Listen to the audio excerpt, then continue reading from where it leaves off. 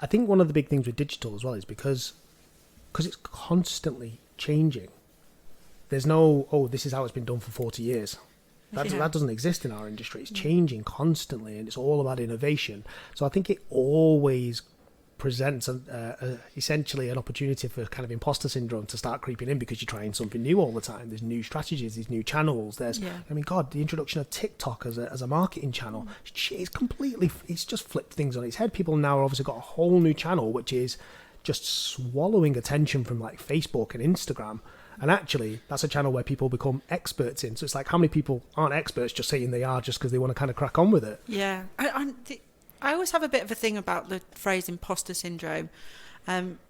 Historically, just that the phrase in itself is I find it a little bit problematic. I always think that it puts onus on the individual.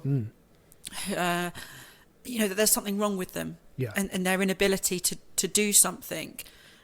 Whereas actually sometimes there are structural things that are going on that mean that person isn't able to fulfill their role or feel confident in doing their role. So I always kind of step away from that.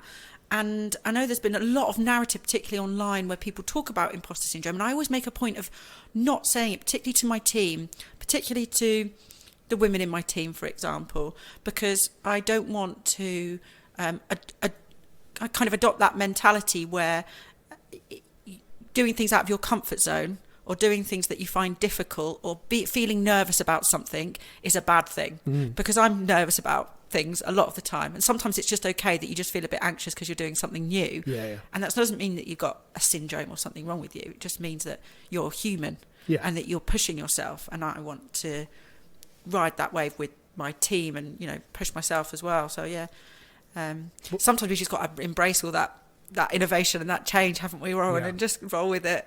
Yeah, well, I mean, you've got no choice. Yeah. This is the point. Our industry, you have no choice. You move with things or you get left behind. And it happens so bloody fast.